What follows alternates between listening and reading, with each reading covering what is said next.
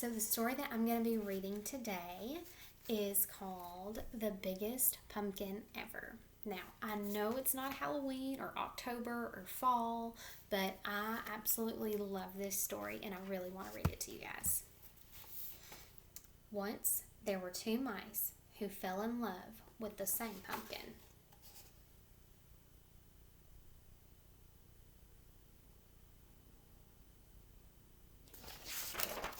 Clayton the house mouse noticed it one day in the vegetable garden. It was still little and green, but Clayton thought he could make it grow really big.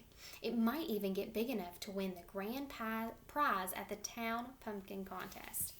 Desmond the field mouse discovered the pumpkin the same day. He thought it helped it grow. It might become the biggest jack-o'-lantern in the neighborhood.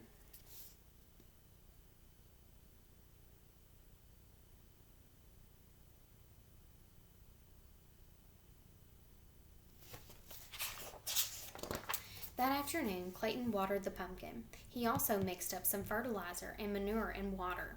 He spread that mixture around the pumpkin to make it grow larger.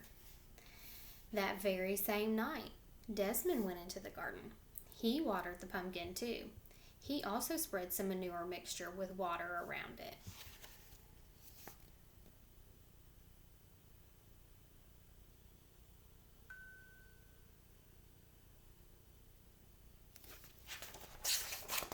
The next day, Clayton watered and fertilized the pumpkin again.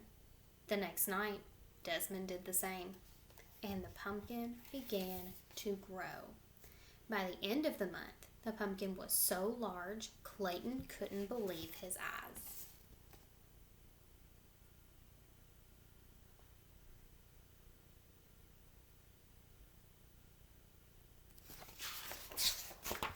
My goodness, said Clayton's mother, and it's not even full grown. Clayton shrugged. All I do is water it, he said. Clayton's mother whispered in his ear. If you want the pumpkin to grow bigger faster, she said, you should use sugar water. That night, Desmond brought Morris to see the pumpkin. Morris knew everything there was about growing things. That's some pumpkin, he said. Desmond shrugged. All I do is water it, he said. Morris whispered in his ear. You should try using sugar water, he said.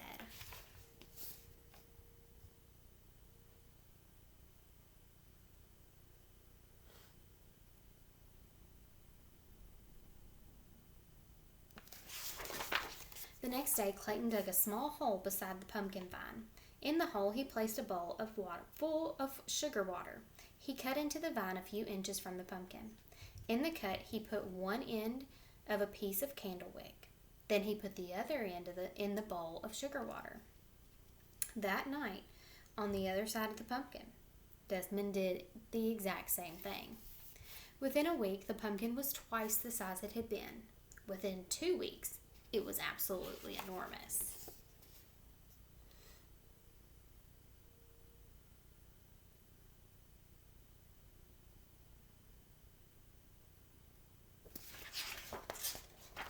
Clayton was amazed. He ran down the road and peeked into his friend Jimmy's pumpkin patch. The pumpkin Jimmy was growing for the contest looked much smaller. Clayton scratched his head. I have an amazing pumpkin, he said out loud, and I think I'm going to win the contest. That night, Desmond and his brother Morris spent a long time looking at the pumpkin. How do you think it got that big? Desmond asked. Morris shrugged. A little luck, a little skill.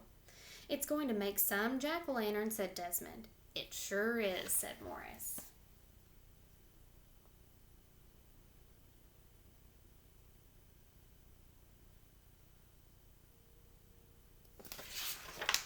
A week later, Clayton noticed the pumpkin was bigger than the family car. During the day, everyone knew he came by to admire it. And at night, all the field mice gathered around to do the same thing. By now, summer was almost over. In a week, the pumpkin would be full grown and start turning yellowish and then orange. A few weeks after that, it would be ripe and ready for the pumpkin contest. Clayton could hardly wait.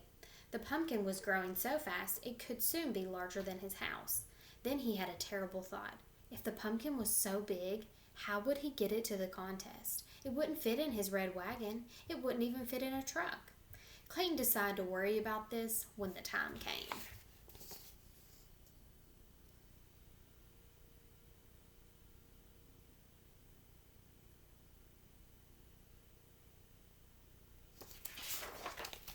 That night the weather grew colder.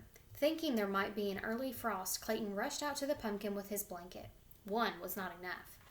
Soon he was rushing back and forth carrying all the blankets from the house. As he worked, he hummed a little song, and as he hummed, he heard someone else singing. He also began to realize that someone else was covering the pumpkin with blankets too. Desmond, too, had seen the danger of an early frost. He, too, had brought blankets for the pumpkin, and as he worked, he sang a little song, and as he sang, he began to realize that someone else was working and humming.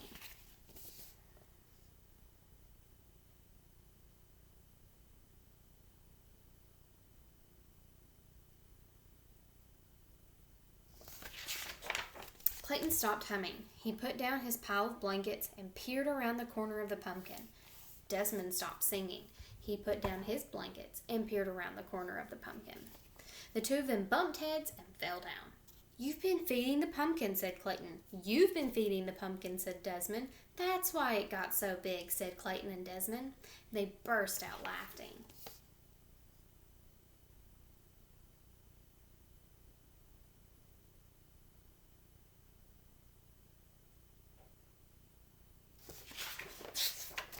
When everything had been explained, Clayton said, "I know I'll win the contest if I can get the pumpkin to town."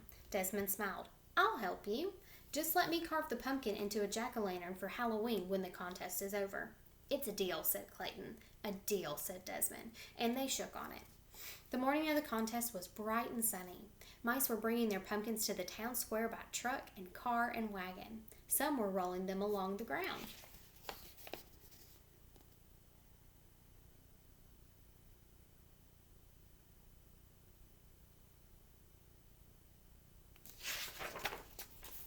Suddenly, they all stopped short. Over the fields came the biggest pumpkin anyone has ever seen. It was being pulled by 100 field mice on motorcycles.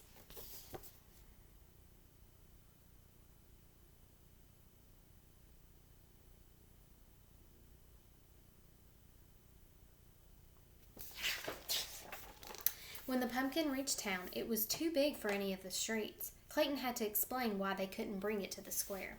The mayor understood at once. He led the crowd to the great giant pumpkin and pinned the first prize ribbon on its side. Then everyone danced around it. "Who would have believed this?" said Clayton as he danced. "Who would have believed this?" said Desmond at the same moment.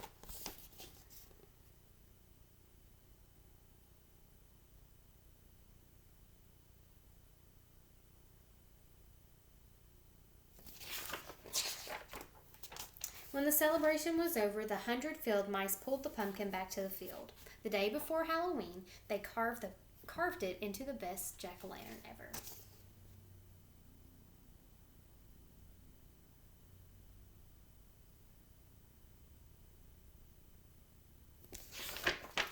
And on Halloween night, its wonderful, wonderful smiling face could be seen glowing for miles around.